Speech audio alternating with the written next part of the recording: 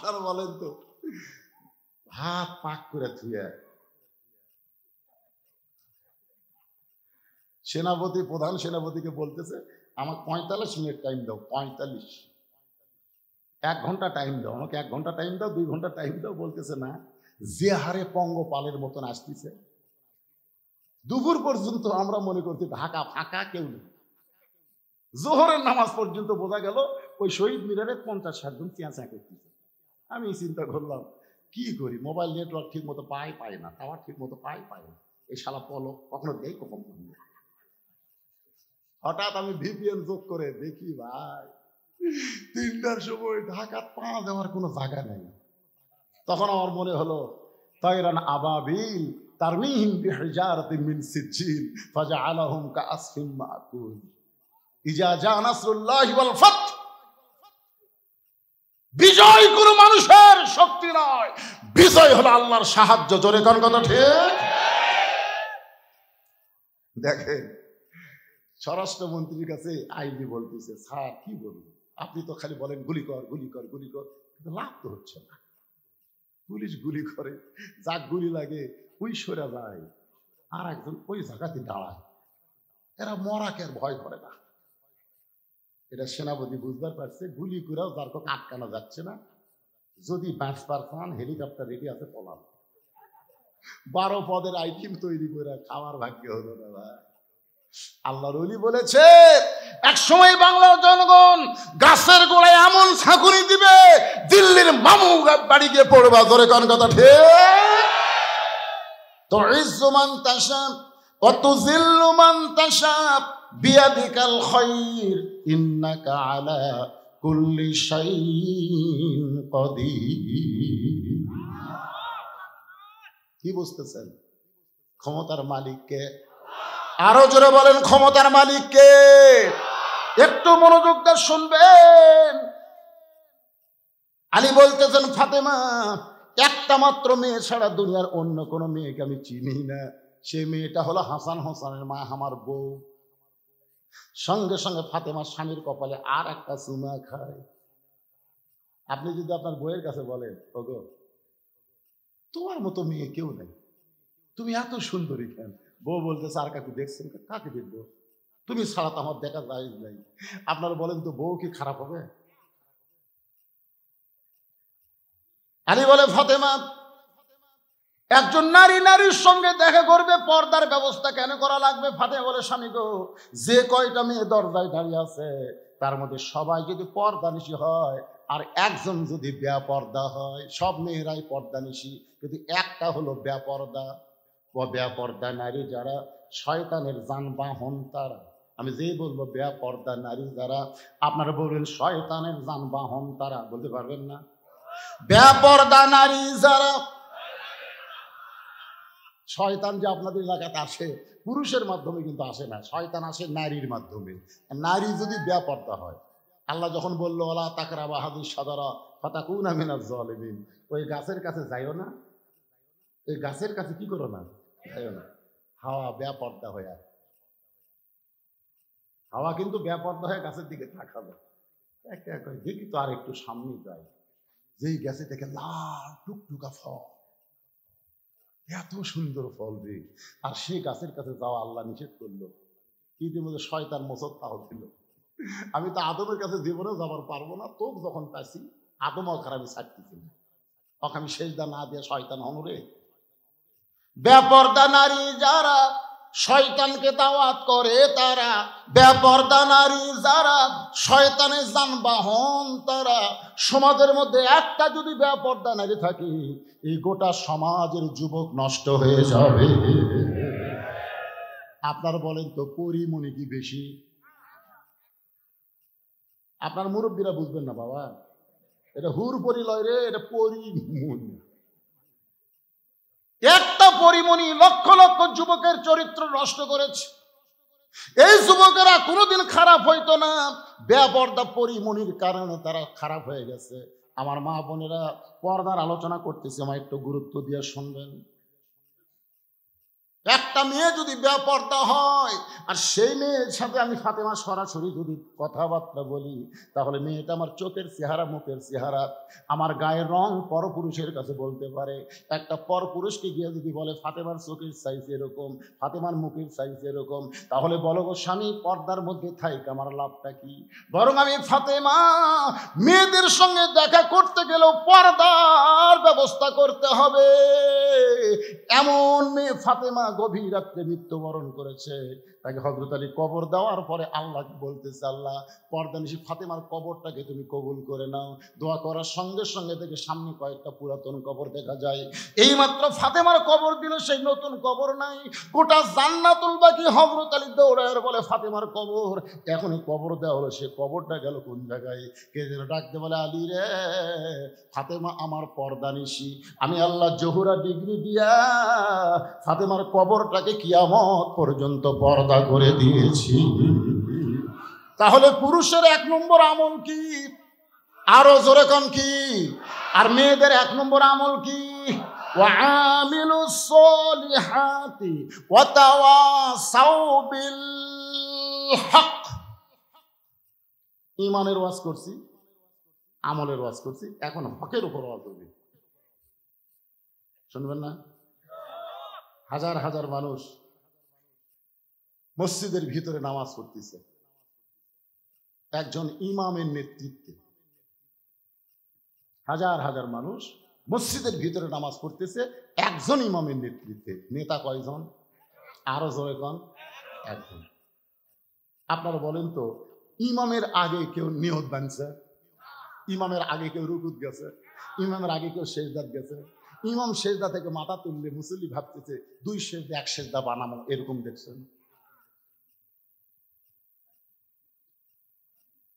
হাজার হাজার মানুষ মসজিদের মধ্যে নামাজ পড়তেছে একজন ইমামের নেতৃত্বে। সেই ইমামের নাম হলো ফজল ইবনে আব্বাস। নামটা খেয়াল রাখবেন, ইমামের নাম হলো ফজল ইবনে আব্বাস। নাম কি? হ্যাঁ, খেয়াল করবেন। আমাদের ইমাম হলো আবু হানিফা রহমতুল্লাহ আলাইহি। আছে না নাই? ইমাম আজম আবু হানিফা রহমতুল্লাহ আলাইহি। আর বাংলাদেশের কোরআনের পাখি হলো আল্লামা সাইদি রহমতুল্লাহ আলাইহি। এগুলোর জীবনের সাথে কিন্তু মোটামুটি একটা মিল আছে। আবু হানিফা রহমতুল্লাহ আলাইহিকে সবচেয়ে বড় বিচারকের পদ দিবার চাইছিল, কিন্তু উনি সেই পদটা লেননি, যার কারণে তাকে জেলখানায় বন্দি করলো। আর মামুনুল হক কয়েকদিন আগে যশোরের ওয়াজ করতে গিয়ে বললো, আল্লামা সাইদি হুজুরের সাথে জেলখানায় আমার দেখা হয়েছিল, তিনি কি কারণে জেলখানায়, তার বয়ান শোনার পরে আবু হানিফার কথা বারবার আমার মনে হয়ে যায়। কোরআনের পাখিকে লোভনীয় বহু প্রস্তাব দেওয়া হয়েছিল, কিন্তু তিনি ইসলামকে বিক্রি করে নাই, ইমানকে বিক্রি করে নাই, যার কারণে ফ্যাসিস্ট সরকার বিনা অপরাধে তাকে 13 বছর জেলখানায় বন্দি রাখছে। তোরে কোন কথা ঠিক কিনা? আমরা প্রত্যেকটা বক্তা, ওনার অনুসারী, ওনার জন্য দোয়া করি। প্রত্যেকটা মাহফিল, আল্লাহ কোরআনের পাখিকে তুমি হেফাজত করো, তুমি সুস্থতা দান করো। জেলখানার মধ্যে উনি খুব ভালো হচ্ছে। ভারতের খবর নিল, এত বছর জেলখানা থাকে, মরে না কেন? করছে না, দিন দিন আর টল টল করতেছে। 2 দিন আগে 2 জন মন্ত্রী ভারত গেল, কি যে মন্ত্র পড়ে দিল, আসার পরে জেলখানা থেকে তাকে বের করে তিনি বলতেছেন, আমি তো সুস্থ আছি, আমাকে হাসপাতালে কেন নিয়ে যাবেন? বলে না, উপর আলার অর্ডার। হাসপাতালে নিয়ে গিয়ে তাকে ইনজেকশন করে হত্যা করা হলো। তার সন্তান ফেসবুকে এটা প্রকাশ করে দিয়েছে। ধরে কোন কথা ঠিক? এদিন একটা গজল বাড়াইছে, আল্লামা সাইদি তুমি মরনি, শহীদ হয়েছ আমরা এটাই জানি। আলেমটার নাম হলো ফজল ইবনে আব্বাস, নামাজটার নাম হলো জোহরের নামাজ। জোরে বলেন, কোন নামাজ? ইমাম যখন নামাজ পড়াইতেছেন, হাজার হাজার মানুষ যখন নামাজ পড়তেছে, এমন সময় বাহির থেকে এক পাগলা বলতেছে, ইমাম মসজিদে নাই রে, ইমাম মসজিদে নাই। ওয়াতাওয়াসাউ বিল হক। আমি কিন্তু হকের উপর ওয়াজ করতেছি, একটু মনোযোগ দিয়ে শুনবেন। চিন্তা করতেছি, হুজুর কি দিয়ে কি বুঝাবেন? একটা পাগলা বলছে, ইমাম মসজিদে নাই রে, ইমাম মসজিদে নাই।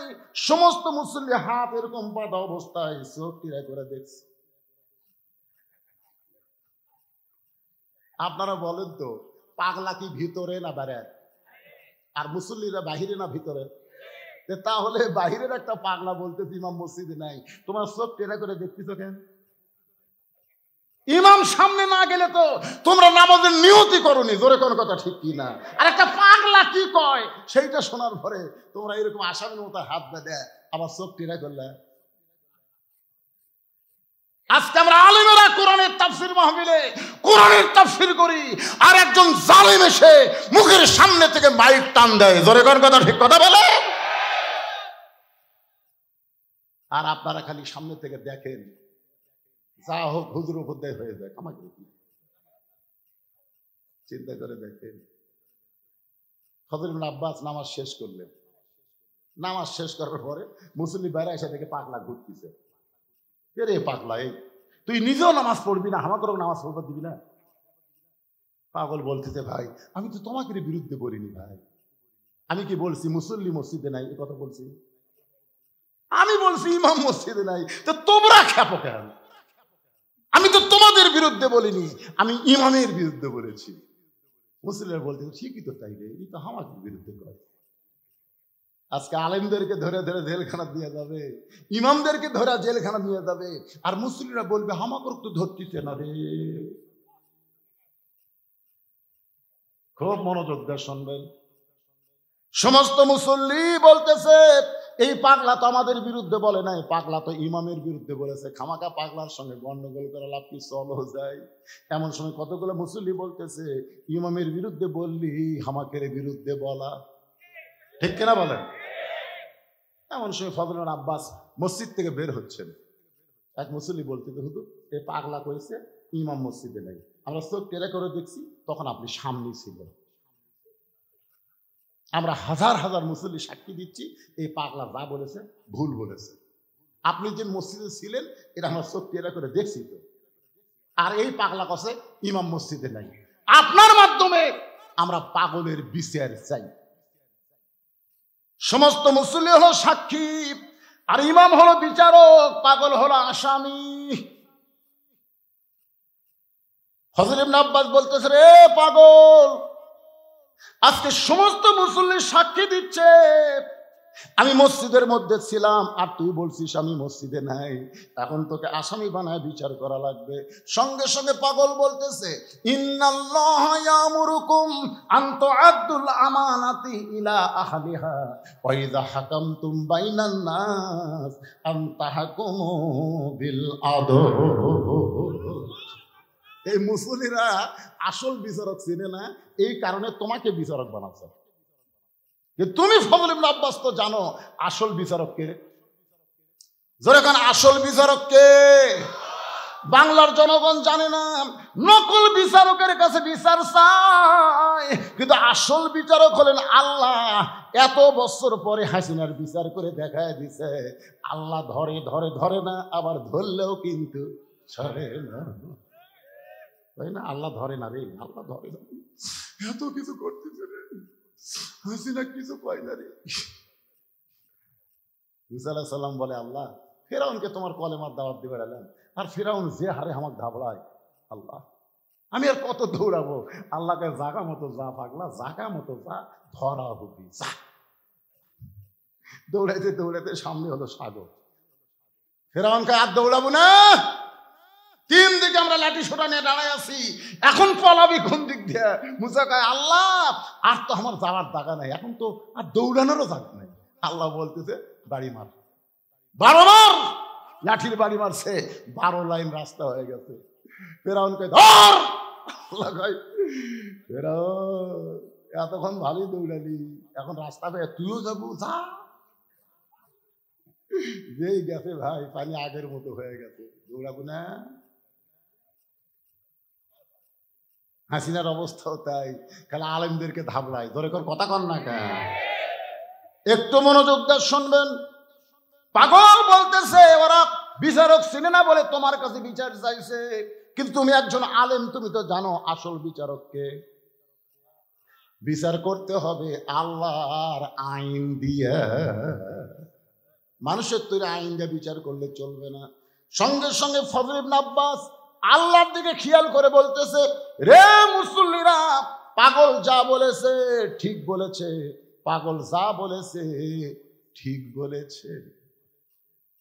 সমস্ত মুসল্লি বলতেছে পাগল কেমনে ঠিক। চোখ টেরা করে দেখলাম আপনি আমাদের সামনে ছিলেন, আর পাগল বলতেছি ইমাম মসজিদে নাই। পাগল কেমনে ঠিক, এই বিচার আমরা আপনার কাছে আবার চাই। সঙ্গে সঙ্গে পাগল কান্দার বলে আসল কথা বলে হুজুর ধরা পড়েছে। হযরত আব্বাস কিন্তু আসল কথা কইছে, ধরে কোন কি কথা। আর পাগল বলতেছে আসল কথা বলে হুজুর ধরা পড়েছে। দেশাইলো কলিকাল ভেড়া সাথে বাঘের কাল, আসল কথা বললে তোমায় মারবে রে, হক কথা বললে তোমায় ধরবে রে। সে ধরাধরি দিন আর আছে। আমি সেদিন পীরগঞ্জে ওয়াজ করতেছিলাম দিনের বেলায়। বিএনপির এক নেতা এবার এমপি ইলেকশন করবে ধানের শীষিয়া, ও আমারে কইল হুজুর যত হুজুর আসে আমরা টেকা দিয়ে আসি, কিন্তু হুজুরা খালি জামাতের ক্যানভাস করে। টেকা দেই আমরা, আর জামাতের ক্যানভাস করা যায় হুজুর।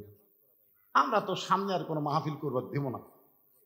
দেখছেন, বিএনপির একজন নেতা বলতেছে আমরা আগামীতে তো এভাবে মাহফিল করতে দিব না। সমস্ত দলের লোক মিলে মাহফিল করে, এরা জামাতের ক্যানভাস করে। আমি বললাম জামাত ইসলামের কি নাম লিছে? তা দেয়নি। জেলা কথা কয় সবই তো জামাতের পক্ষেই পুরা হয়। আপনারা বলেন তো জামাত ইসলামের পক্ষে পড়বে না বিএনপির পক্ষে পড়বে? আমরা আল্লাহর কোরআন থেকে হক কথা বলবো, জোরে কোন কথা ঠিক কিনা? কথা সাউবিল হক, মনোযোগ দিয়ে শুনবেন। সমস্ত মুসল্লি বলে হুজুর পাগল কেমনে ঠিক। সঙ্গে সঙ্গে ফজল আব্বাস বলতেছে পাগল যখন বলেছে ইমাম মসজিদে নাই, জোহরের নামাজ হলো 4 রাকাত, জোরে কোন কয় রাকাত? এই কথাটা মনোযোগ দিয়ে শুনবেন। মনের ঘরে তালা দিয়া চাবি নিয়া আসেন সাই, আমি অধম সাধ্য কি তার হুকুম ছাড়া বাইরে যাই, হুকুম ছাড়া বাইরে যাই। গানটা বুঝতে পারলেন? না পারলেন কথাটা মনোযোগ দিয়ে শুনবেন। জোহরের ফরজ নামাজ কয় রাকাত? আরো জোরে। ফজল আব্বাস বলতেছে 1 রাকাত নামাজ আমি ছিলাম, 2 রাকাত নামাজে আমি ছিলাম, কিন্তু 3 রাকাত নামাজে আমার ভিতরে আমি ছিলাম না। ওই পাগল যখন বলেছে ইমাম নাই রে, ইমাম মসজিদে নাই, আমি আবার নামাজে ফিরে এসে আমি 3 রাকাত এবং 4 রাকাত নামাজ পড়া। এখন যদি বর্তমান বাংলাদেশের মুসলমানের চাল চরিত্র দেখার পরে বলি উদখুলু ফিস সিলমি কাফা, আল্লাহ বলেছেন পুরাপুরি ইসলামের মধ্যে প্রবেশ করো, কিন্তু বর্তমান বাংলাদেশের মুসলমান পুরাপুরি ইসলামের ভিতরে। তাহলে আমি কি বলবো? মুসলমান ইসলামে নাই রে, ইসলামে। ওদের ঈশ্বরদের চাষতলে একজন হানফান করে দৌড়ে সে গল্প করতেছে ইসলামও নাই শান্তিও নাই, ইসলামও নাই শান্তিও নাই। আমি কাছে গিয়ে বললাম ভাইজান ঠিকই বলছেন, ইসলাম না থাকলে শান্তি থাকবে না। বলে না হুজুর এটা সেই ইসলাম না। আমি বললাম এটা কোন ইসলাম? বলে আমরা মুসলমান, আমাকে ইসলাম ওই উত্তরপাড়া হিন্দুকে শান্তি গিলে বের হয়ে গেছে। এখন মুসলমানেরা খুঁজতেছে ইসলাম নাই, হিন্দুরা খুঁজতেছে শান্তি নাই। হিন্দুরা মুসলমান খুঁজতে খুঁজতে হিন্দু পালাত গেছে। ইসলাম ইসলাম নাই, হিন্দুরা বলে শান্তি শান্তি নাই, ইসলামও নাই শান্তিও নাই। হিন্দু আর মুসলমান একত্রে বলতেছে কে রে ইসলাম শান্তি কোথায় গেল? তখন এক যুবক বলতেছে 14ই ফেব্রুয়ারি ভ্যালেন্টাইন ডে, ইসলাম আর শান্তি ভালোবাসা দিবসে উধাও হয়ে গেছে। এখন যদি বলি বাংলাদেশে ইসলাম আছে কিন্তু মুসলমান নাই, খুব খেয়াল করবেন। পুরাপুরি যদি ইসলামের মধ্যে না ঢোকেন তাহলে মুসলমান কেমনে হবেন? আল্লাহ হক কথা বলেছেন, ইয়া আইয়ুহাল্লাযীনা আমানুত্তাকুল্লাহা হাক্কা তুকাতিহি ওয়া লা তামুতুন্না ইল্লা ওয়া আনতুম মুসলিমুন। ওয়াতাওয়াসাবিল হকের উপর আমি কথা বলতেছি, আপনাকে বুঝতে কোনো সমস্যা হচ্ছে? হক পথে চলতে গেলে হক পথে থাকতে গেলে নানা রকম বিপদ আপদ মুসিবত আসবে। দরকার হলে আবু সাইদের মতন বাতিলের সামনে হককে প্রসারিত করে জীবন দেওয়া লাগবে। ধরে কোন কথা ঠিক কিনা? আপনার বলেন তো, আবু সাইদ মরার পরে ওর বাপ মায়ের খবর কি? ওর একটা ভাই ছিল, তার চাকরি হয়ে গেছে। দুটা বোন ছিল, তারও চাকরি ওই কারমাইকেল কলেজে হয়ে গেছে। আবু সাইদ বলতেছে, আবু সাইদ যখন জীবিত ছিল ওর বাপ বলতেছে, আমার আবু সাইদকে পাড়ার মানুষই খুব একটা চিনত না। কারমাইকেল কলেজে গিয়ে জানা গেল আবু সাইদ শান্ত শিষ্ট একটা ছাত্র ছিল। সে গোপনে গোপনে ইসলামী ছাত্র শিবিরের সাথী ছিল। বলে সুবহানাল্লাহ। কিন্তু জীবন দেওয়ার পরে শুধু গোটা বাংলাদেশ নয়, ডক্টর ইউনূস ওই জাতির সঙ্গে গিয়ে ভাষণ দেওয়ার সময় দুই হাত প্রসারিত করে আবু সাইদের জীবন দেওয়া দেখাইছে। জোরে কোন কথা ঠিক কিনা? জোরে বলেন, ঠিক কথা বলেন। ঘড়ি আমার কাছে আছে, সময় মতো অবশ্য আমি কথা সংক্ষিপ্ত করে ফেলবো ভাইজান। ওটা বসা করলে সূরা আসরের তাফসীর শোনা থেকে আপনারা বঞ্চিত হয়ে যাবেন। অথবা সাবিল হক, হক জিনিসটা বোঝা লাগবে। কুল জাল হক ও জাহাকাল বাতিল ইন্নাল বাতিলা কানা যাহুকা।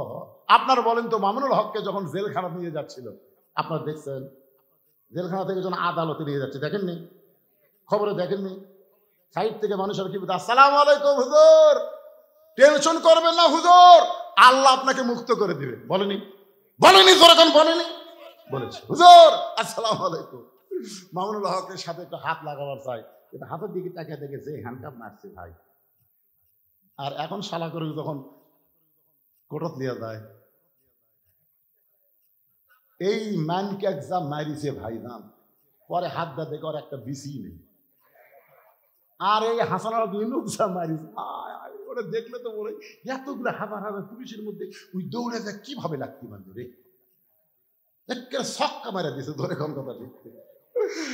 আর এই যে একটা যে কয়টা লেগে গেছে খালি ডিম মারে জুতা মারে, ডিম মারে জুতা মারে। আর আলেমদেরকে যখন জেলখানা নিয়ে গেছে একটা ডিম মারা দেখছেন?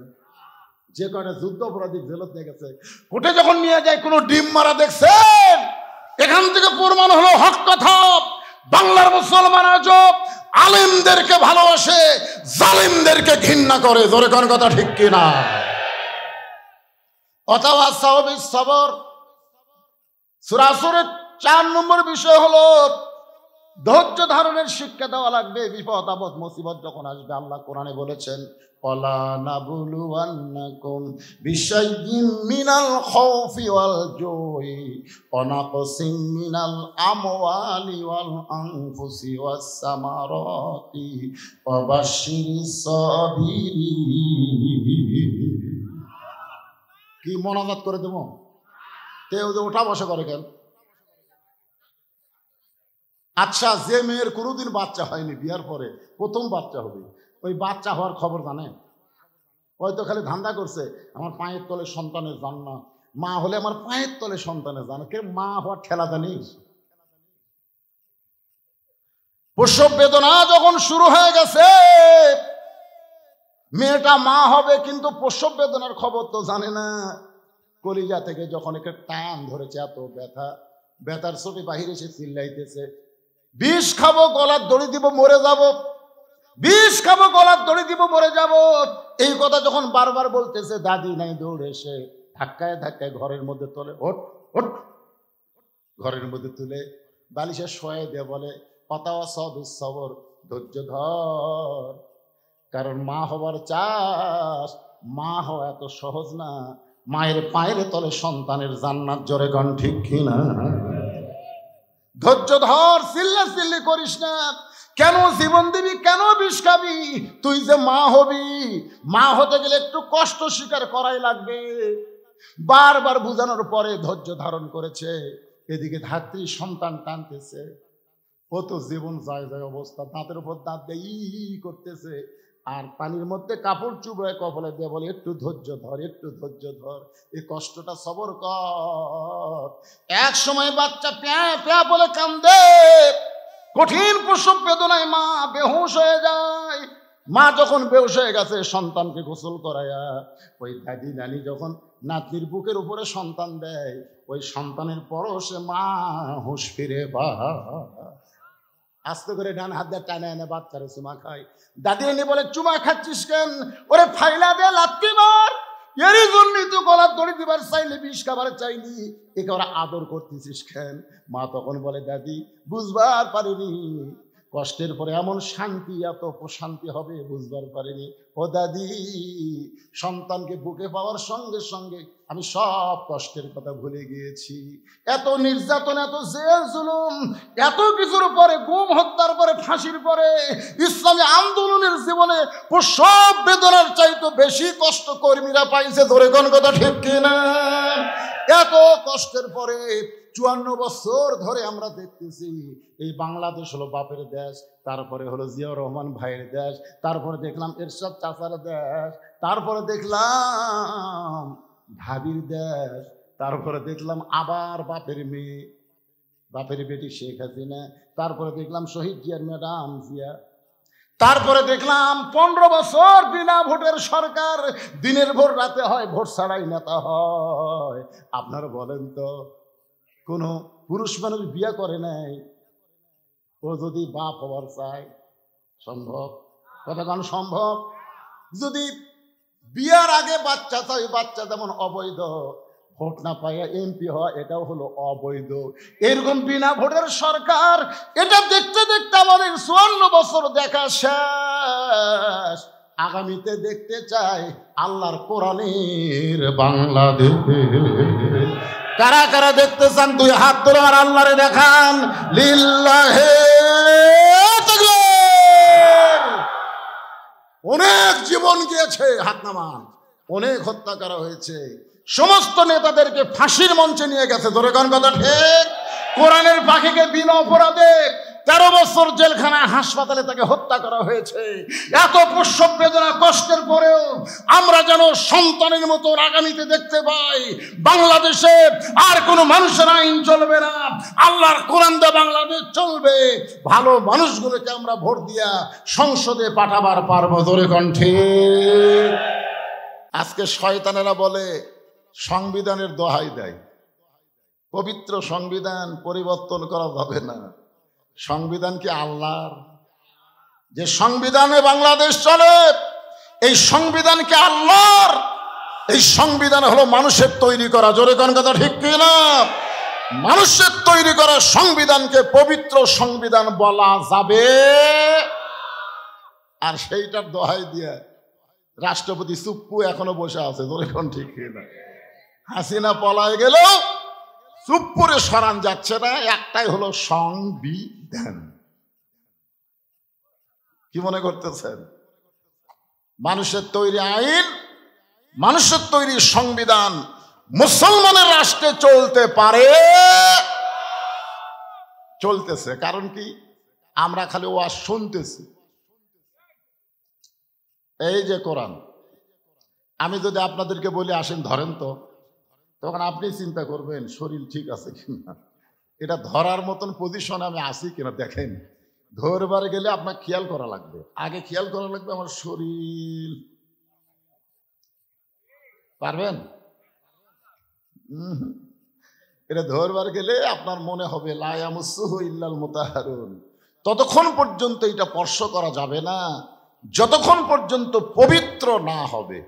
পবিত্র না হয়ে যে কোরআন স্পর্শ করা যায় না, সেই কোরআনের আইন দিয়ে যদি বাংলাদেশ চলে, এই বাংলাদেশ কেমন হবে? খালি ভালো। আবু জেহেল জিব্বাই কামড় দিয়ে বলতেছে, আবু সুফিয়ান, এই কোরআনকে যদি গ্রহণ করি তাহলে তোর আমার নেতৃত্ব চলবে না, আসল নেতা হয়ে যাবে আব্দুল্লাহ রেতিমপোলা। আজকে বাংলাদেশে কোরআন দিয়ে যদি রাষ্ট্র চলে, ওই সমস্ত নাস্তিকদের বুকে বড় আগুন লেগে গেছে। টুপিওয়ালা, দাড়িওয়ালা, আলেম ওলামার বাংলাদেশ হয়ে যাবে। জোরে কোন কথা ঠিক? কথা বলেন। একজন আমারে বলে, হুজুর আপনি যে এত জুব্বা হাব্বা পরে থাকেন, পেশাব করবার গেলে আপনার সমস্যা হয় না? মানে ওদের ধারণা আমরা টুপিওয়ালা, দাড়িওয়ালা, জুব্বাওয়ালা আমরা খুব বিপদে আছি। পেশাব করতে গেলে আপনার সমস্যা হয় না? আমি বললাম কেন ভাই? বলে এইটা সামাল দেওয়াই তো কঠিন। চিন্তা করতেছে পেশাব করবার যায় যদি আমরা দুব্বা সামাল দিবার না পারি, তাহলে রাষ্ট্রের চেয়ারে বসে আমরা দেশ কেমনে সামাল দিব? ওরা কিন্তু এটাই বুঝাবার চাচ্ছে, তোর এখন ঠিক কিনা? আয় আয় রে, টুপিওয়ালা জুব্বাওয়ালারে তোমরা চিনো না। আপনার বলেন তো, আজকে এখানে মাইকে ঘোষণা করা হলো জামাত ইসলামের আমির এখন আপনাদেরকে শুভেচ্ছা বক্তব্য দিবে। 5ই আগস্টের আগে জামাতের নাম নেওয়া গেছে? বক্তব্য তো দূরের কথা, নাম দিলেই মাহফিল শেষ। কি বুঝতেছেন? কি বুঝতেছেন? জামাত ইসলামের আমির আজকে শুভেচ্ছা বক্তব্য দেয়। তিনি এখানে গুরুত্বপূর্ণ পয়েন্ট আউট করেছেন যে আকিমুসসালাহ শুধু না, আকিমুদ্দিন বাংলাদেশে প্রচার করতে হবে, বাংলাদেশে আকিমুদ্দিনকে প্রতিষ্ঠা করা লাগবে। জোরে কোন ঠিক কিনা? আগে প্রচার, তারপরে প্রতিষ্ঠা। আমি আমার ভাইয়ের কথার সামনে নিয়েই সূরা আসর থেকে আপনাদের সামনে তাফসির করব ইনশাআল্লাহ। এখন আসেন যে কোরআন থেকে আমরা তাফসির শুনবো। কোরআনের প্রথম কথা হলো জালিকাল কিতাব লা রাইবা ফি হুদাল লিল মুত্তাকিন। মারাত্মক কথা। কোরআন যদিও হুদাল লিন নাস, সমস্ত মানুষের জন্য জীবন ব্যবস্থা, কিন্তু হুদাল লিল মুত্তাকিন কোরআনের প্রথমে বলা হয়েছে। এখানে বলার পিছনে কারণ আছে না নাই? জোরে কোন আছে না নাই?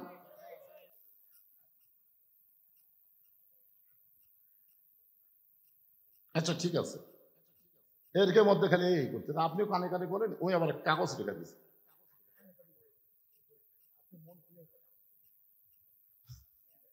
না না না, এর একটা কালেকশন। এই যে বিশাল খরচ, মনে করতেছে হুজুর তো কি ওয়াজ করতে কি করে, শেষে লোক ভাঙ্গায় যায় নাকি? কে রে পাগলা, আমি সেই বক্তা? আমি কি ঢাকার থেকে আসছি কে রে পাগলারা? কোন মাহফিল আখেরে মোনাজাত করে কেউ যায় না, না করে কেউ যায় না। ধরে কোন কথা ঠিক কিনা? এটা বজলু রশিদের কারিশমা। এটা হলো মাটি ও মানুষের বক্তা, সকলের ভিতরের খোরাক কোরআন দিয়ে এই বক্তা দেয়, যার কারণে মানুষ পাগলা হয়ে যায়। আজকে 3 দিনের মাহফিল, প্রথম দিনে এত লোক আসবার কে কথা? শেষের দিনে লোক হবে। আজকে ভুল করে এরা প্রথম দিনই চলে গেছে। তো ভাই যান, এদের ভিতরে একটু এরকম এরকম এরকম করতেছে। আমি আপনাদেরকে 5টা মিনিটের জন্য একটু রুমাল গামছা দিয়ে ভেতরে দেবো, আপনার টাকাটা দিয়ে দেন তো। আমি একটা অনেকদিন পর আইছি এই ছাত্রায়, বহুদিন আগে ছিল, বহুদিন পর আইছি, একটা প্রাণ খোলা ওয়াজ করবো। শুনতে রাজি আছেন? হ্যাঁ, একজনও নড়াচড়া করবেন না। ব্যাগ পাটি কোথায় নাই? ব্যাগ পাটি ভিতরে ঢোকো, ঢোকো ভিতরে। 5 মিনিটের মধ্যে আদায় কমপ্লিট করে আমি এক টানা কোনো চিন্তা ভাবনা না করে আলোচনা করবো ইনশাআল্লাহ। হ্যাঁ যাও, ভিতরে যাও। ব্যাগগুলা তো রেডি থাকার কথা, আমার এইটা লিখে দেয় আর ব্যাগ রেডি নাই, এটা কথা হলো? ও নামছে, মাশাআল্লাহ। এই নামে কমপক্ষে 20-30টা নামা লাগবে, 1টা 2টা নামলে হবে না। 40 জন আছে, 40 দিক থেকে নেমেছে। আপনারা যে যা পারবেন আল্লাহর কোরআনকে মহব্বত করে পকেট থেকে দিবেন, এইটা আপনাকে জান্নাত পাওয়ার একটা উসিলা হয়ে যাবে। সবাই দিবেন। এই বাবা ব্যাগ নাই, আবার কি লিখের এটারে? এটা নিয়ে গেলে তো খুঁজবা তুমি মানুষকে। ব্যাগ নাও, ব্যাগ নিলে কোনো সমস্যা নাই, এই রুমাল ধরবার গেলে সমস্যা। হ্যাঁ, হইচই না করে সবাই জিকির করেন, আর পকেট থেকে 10, 20, 50, 100 যে যা পারবেন আল্লাহর রাস্তায় দান করবেন। 3 দিন ব্যাপী তাফসীরুল কোরআন মাহফিলের প্রথম দিবসে অনেক খরচ মাহফিলের জন্য। সবাই একটু আল্লাহর রাস্তায় দান করবেন, একটু জিকির করেন লা ইলাহা ইল্লাল্লাহ, লা ইলাহা ইল্লাল্লাহ। হ্যাঁ, জিকির করেন আর পকেটের মধ্যে হাত দেন। আপনাদের কাছে ব্যাগ যাবে, টাকা দিবেন না, এরকম লোক আছেন আপনারা? যা পারেন, আপনাকে তো বলা হচ্ছে না যে আপনি 500, 1000 করে দেন, আপনি যা পারেন। জি, সঙ্গীত ইমানের দাবি যদি কুরবানি হয়, সেই দাবি ঘরে বসে থাকা নয়। ইমানের দাবি যদি কুরবানি হয়, সেই দাবি ঘরে বসে থাকা নয়। ইমানের দাবি হলো কিছু বিনিময়, ইমানের দাবি হলো কিছু বিনিময়। সেই বিনিময় যদি কলিজার ঘাম হয়, সেই বিনিময় যদি কলিজার ঘাম হয়, সেই ঘাম দিতে যেন তৈরি থাকি। ওগো দয়াময় আমার আল্লাহ দয়াময়। হলো অগ্নি শিখা, বাতিলের বিরুদ্ধে জ্বলতে শিখা। ইমানের দাবি হলো অগ্নি শিখা, বাতিলের বিরুদ্ধে জ্বলতে শিখা। সে আগুনে জেলে জেলে, সে আগুনে জেলে জেলে দিব ইমানের পরিচয়। ইমানের দাবি ঘরে বসে থাকা নয়, ইমানের দাবি হলো কিছু বিনিময়। সেই বিনিময় যদি কলিজার ঘাম হয়, সেই ঘাম দিতে যেন তৈরি থাকি। ওগো দয়াময় আমার আল্লাহ দয়াময়। ইমানের দাবি ঘরে বসে থাকা না, বাতিলের বিরুদ্ধে লড়াই করা। ধরে বলেন ঠিক কিনা? কুল জাল হক ও জাহাকাল বাতিল ইন্নাল বাতিলা কানা যাহুকা। হ্যাঁ, ঠিক কথা। এই ব্যাগগুলো যেন অন্যদিকে না যায়, হ্যাঁ, সমস্ত ব্যাগগুলো যেন স্টেজে চলে আসে, মঞ্চে যেন চলে আসে। মহিলা প্যান্ডেলেও যেগুলো ব্যাগ আদায় হচ্ছে, আপনারা সবগুলা ব্যাগ জমা দেবেন। আবার অন্য সাইডে গেলে বিপদ। বিশ্বস্ত লোককেই ব্যাগ দেওয়া দরকার, যার তার হাতে দেওয়া যাবে না। অনেক ছেলে আছে হেরোইন করে, গাঁজা খোর, ধরে খন ঠিক কিনা? এই সুযোগে আদায় করে আউট। বিশেষ করে এটা মহিলাদের মধ্যে বেশি হয়। তো আপনারা বিশ্বস্ত লোকদের ব্যাগ দিয়েছেন, ব্যাগগুলো সব টেতে চলে আসবেন। একটু জিকির লা ইলাহা ইল্লাল্লাহ, লা ইলাহা, লা ইলাহা ইল্লাল্লাহ, লা ইলাহা ইল্লাল্লাহ, লা ইলাহা ইল্লাল্লাহ। জোরে লা ইলাহা ইল্লাল্লাহ, লা ইলাহা ইল্লাল্লাহ মুহাম্মাদুর রাসূলুল্লাহ সাল্লাল্লাহু। আপনারা গুরুত্বই দিচ্ছেন না। যেই নবীর উপরে আল্লাহ ফেরেশতা দরুদ পড়ে আর সেই নবীর নাম উচ্চারণ হয়, আপনারা গুরুত্বই দিলেন না। কি রে? নাম শোনার সঙ্গে সঙ্গে জবান খুলে বলতে হবে সাল্লাল্লাহু আলাইহি ওয়াসাল্লাম। আপনি জানেন হাসরের ময়দানে যিনি আপনার উকিল হবেন, ব্যারিস্টার হবেন, আপনাকে সুপারিশ করে জান্নাতে নিয়ে যাবেন, আর তার উপর দরুদ পড়তে আপনার আপত্তি আছে? আছে নাকি? হ্যাঁ।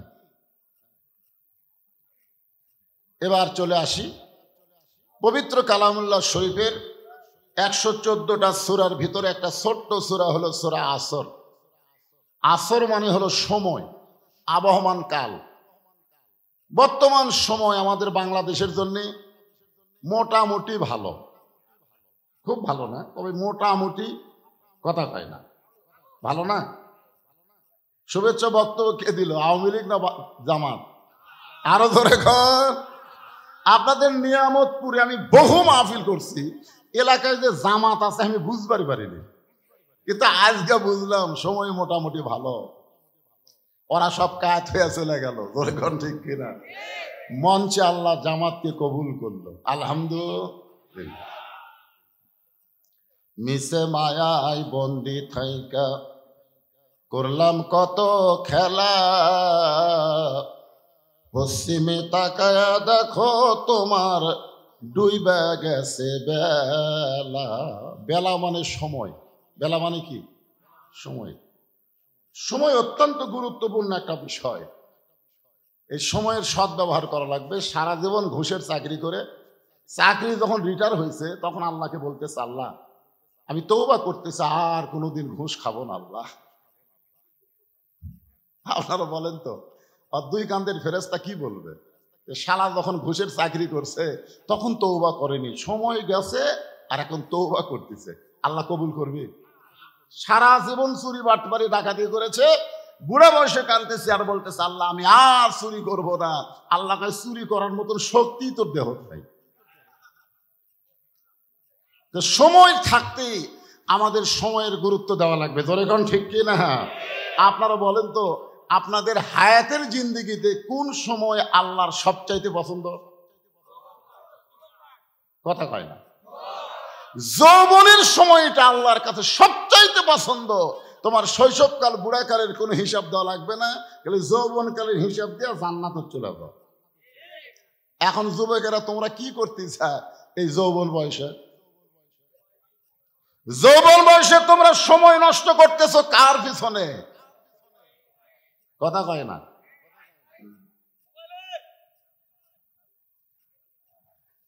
সময়ের শপথ আল্লাহ কেন করলেন? সময় অত্যন্ত গুরুত্বপূর্ণ একটা বিষয়। সময়ের শপথ করে আল্লাহ বললেন ইন্নাল ইনসানা লাফি খুস। তাফসীর শুনতে গেলে তাফসীর মানে কি বোঝা লাগবে। আমার এক নাতি আছে, নাম হলো আম্মার। আর চেহারা দেখলে সবাই বলে হুজুরি, ছেলে না মেয়ে? খুব ছোট, কেবল 4 বছর বয়স। আমি বললাম আপনাকে কি মনে হয়? বলে হুজুর ঢপ চেহারা দেখলে তো মেয়ের মতোই লাগে। আমি বললাম তাহলে তাফসীর করি। তাফসীর করা মানে ন্যাংটা করা, ধরে এখন কি করা? যেই কাপড় খুলছি হুজুর এটা না ছেলে। তা আজকে আমি আপনাদের সামনে তাফসীর করব, মানে খোলা খুলি, আর সাধন কুমারও নাই আর হাসিনারও কোনো ধরপাকড় নাই, ধরে কোন কথা ঠিক? এতদিন অ্যাঙ্গেলে যা মারছি ভাই, আজ কোনো অ্যাঙ্গেল হবি না, ডাইরেক্ট মার হবি, ধরে কোন কথা? 15.5 বছর ধরে আমি হক কথা কিন্তু বাদ দেইনি, কিন্তু ডাইরেক্ট না বলে অ্যাঙ্গেলে মারতেছি, ধরে কোন ঠিক কিনা? হ্যাঁ, আজকার অ্যাঙ্গেল আছে। হ্যাঁ হ্যাঁ, একটু ডাবে বসো। কয় টাকা দিলে ব্যাগের খবর কি রে? ইন্না মানে নিশ্চয়, ইনসান মানে মানুষ, লাফি মানে ভিতরে, খুসরুন মানে ক্ষতি, একত্রে অর্থ হবে নিশ্চয় প্রত্যেকটা মানুষ ক্ষতির ভিতরে। প্রত্যেকটা মানুষ ক্ষতির ভিতরে। মানুষটা এটা কি লিঙ্গ? লিঙ্গ বোঝেন না? এই যে আমার ভাই বলছে উভয় লিঙ্গ। আচ্ছা, উভয় লিঙ্গের মধ্যে আমরা কয় লিঙ্গ বুঝি? উভয় লিঙ্গের মধ্যে কিন্তু আমরা সাধারণত 2টা লিঙ্গ বুঝি, একটা হলো পুরুষ লিঙ্গ আর একটা হলো স্ত্রী লিঙ্গ, ধরে কোন ঠিক কিনা? তাহলে স্ত্রী পুরুষ, পুরুষ স্ত্রী, হিজরা কুটি। আপনার বলেন তো হিজরা কাকে বলা হয়? যারা বলে পলাবো না পলাবো না পলাবো না, আবার পলায়া যায়, এরাই কিন্তু পুরুষও না নারীও না, এরাই হলো হিজরা, জোরে কোন কথা ঠিক? আমাকে একজন বলছে হুজুর পুরুষ মানুষ মারা গেলে 3 কাপড় দেওয়া হয়, মেয়ে মানুষ মারা গেলে 5 কাপড় দেওয়া হয়, হিজরা মরলে কয় কাপড়?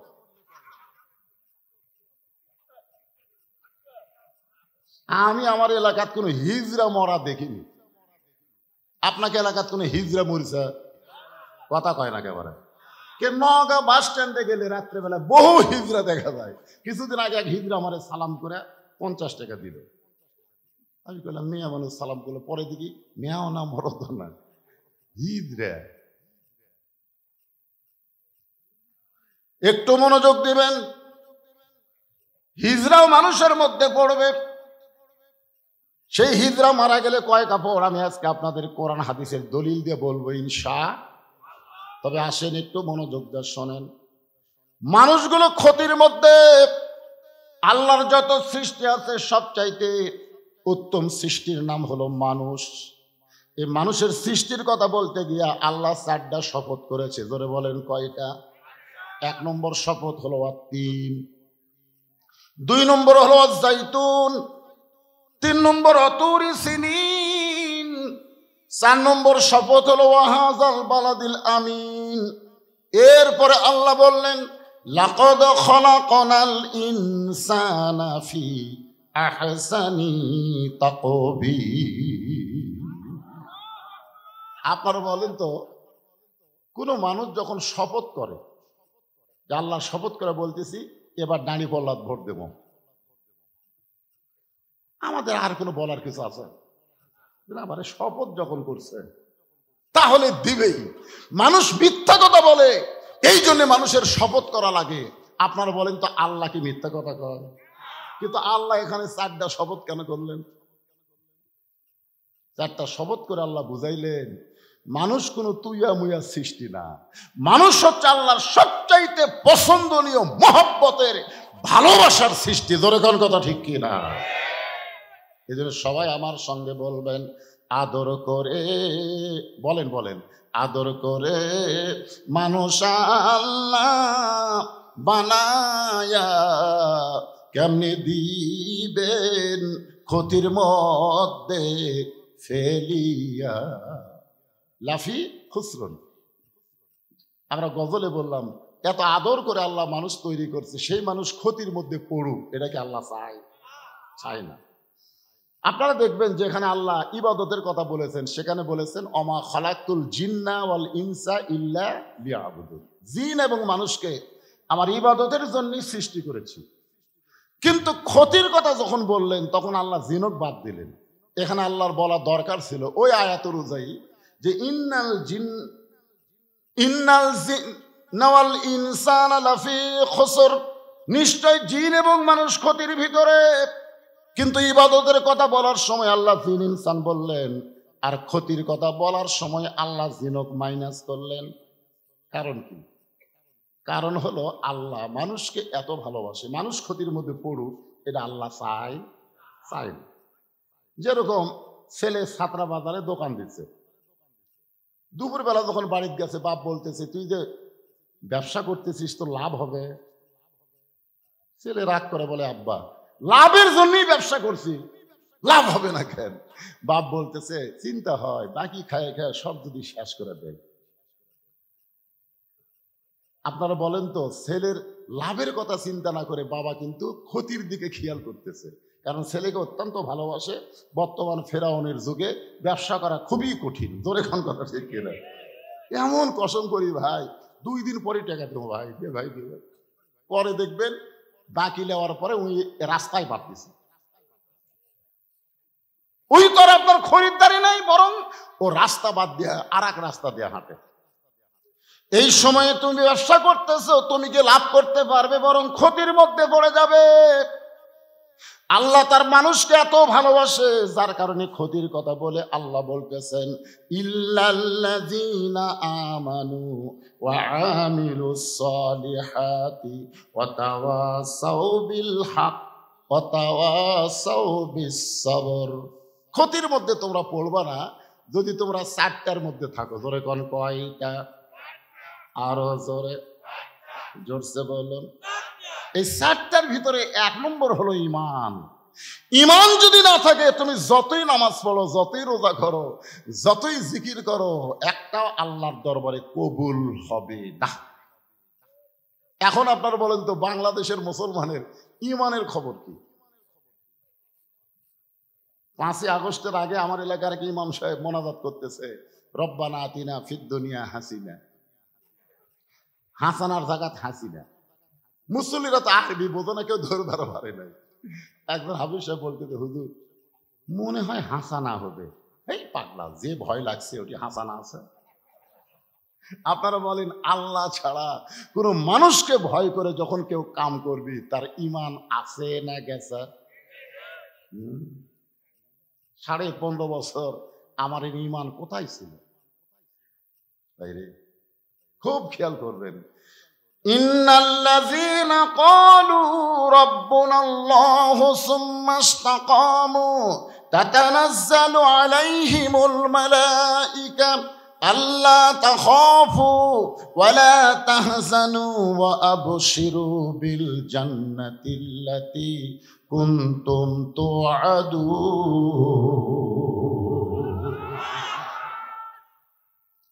ঈমান, সবাই একটু যাচাই করে দেখেন তো আমাদের ঈমানের খবর কি। আপনার পকেটে যদি 500 টাকা, আপনার কাছে যদি 500 টাকার 20টা নোট থাকে, আপনি যদি ছাত্রা বাজারে বাজার করতে আসেন, আপনি ওই টাকাটা কোন জায়গাতে রাখবেন এটা কি কেউ বলে দেওয়া লাগবে? কি জন্যে? কারণ মানুষের মধ্যে কিন্তু পকেট মারা আছে, ধরে কোন আছে না নাই? সব পকেট থাকলেও টাকা রাখা যাবে না, এমন পকেটে রাখা লাগবে, গোপন পকেট, মাঝে মধ্যে আবার চেক করা লাগবে। বাজার করবেন, আপনি টাকার দাম বুঝলেন, এই কারণে টাকা চেক করে দেখতেছেন আছে না গেছে, কিন্তু আমরা ইমানের দাম বুঝলাম না। বর্তমানে আমাদের ইমান আছে না গেছে একটু চেক করার দরকার আছে না নাই? আপনারা সবাই একটু চেক করে দেখেন তো কি খবর। আল্লাহ রাসূল বললেন, ইকরার বিল লিসান, তাসদিক বিল জানান, আমল বিল আরকান, এরই নাম হলো ঈমান। জবানে বলতে হবে লা ইলাহা ইল্লাল্লাহ, শুধু জবানে বললে হবে না, তাসদিক বিল জানান, পরীক্ষা হবে তো। লিয়াবলুয়াকুম আইয়ুকুম আহসানু আমালা, পরীক্ষা হবে। উকিল বলতেছে, ভাই আপনি একটা দলের আমির, আপনার ফাঁসির রায় হয়ে গেছে, যে কোনো মুহূর্তে কার্যকর হবে, যদি আপনি বাঁচতে চান রাষ্ট্রপতির কাছে একটা দরখাস্ত লেখেন, রাষ্ট্রপতি যদি আপনাকে মাফ করে দেয় তাহলে আপনার ফাঁসি হবে না। ইমানদার বুকে হাত দিয়ে বলতেছে, যে উকিলে তুই যে রাষ্ট্রপতির কাছে আমাকে দরখাস্ত লিখতে বললি, আমি আমার জীবনে 3টা রাষ্ট্রপতিকে ক্ষমতা থাকা অবস্থায় মরা দেখছি। একটা হলো বঙ্গবন্ধু শেখ মুজিবুর রহমান, একটা হলো জিয়াউর রহমান, একটা হলো জিল্লুর রহমান। যে সমস্ত রাষ্ট্রপতি ক্ষমতা থাকতে মরে যায়, কোন ইমানদার বাঁচার জন্য তাদের কাছে দরখাস্ত লিখবে না। ধরে কোন কথা ঠিক? উকিল বলতেছে তাহলে আপনার ফাঁসি হবে। ইমানদার কি কানবি নাকি? উকিল বলতেছে গোয়ারকির কারণে আপনার ফাঁসি কার্যকর হবে। ইমানদার মুসকে মুসকে হাসে আর বলে, আমার ফাঁসি হবে কিন্তু আমার মৃত্যু হবে না। কিছুদিন আগে আমার গ্রাম সম্পর্কে চাচাতো ভাই, আর একটা বেটা হচ্ছে, আমাকে বলছে যে হুজুর আমার তো একটা বেটা হলো, কি নাম রাখবো? আমি বললাম আবু সাইদ। যে বলছে আবু সাইদ, ওকে খুবই সুন্দর নাম হুজুর, আমার তো খেয়ালই ছিল না। বর্তমান ফ্যাসিস্ট সরকারকে উৎখাত করতে গিয়া আবু সাইদ প্রথম জীবন দিয়েছে। ধরে কোন কথা ঠিক কিনা? কোনো একদিন এ দেশের আকাশে কলেমার পতাকা দুলবে, সেদিন সবাই খোদারি বিধান পে দুঃখ বেদনা ভুলবে। বাংলার আকাশে কলেমার পতাকা দুলবে। আল্লাহ যেন এই দৃশ্য আমাদের সবাইকে দেখার তৌফিক দেয়। সকলে বলে আল্লাহুম্মা আমিন। চিত্রনায়ক উমর সানি পরিবার জন্য দোয়া চায়। এটা কোন চিত্রনায়ক?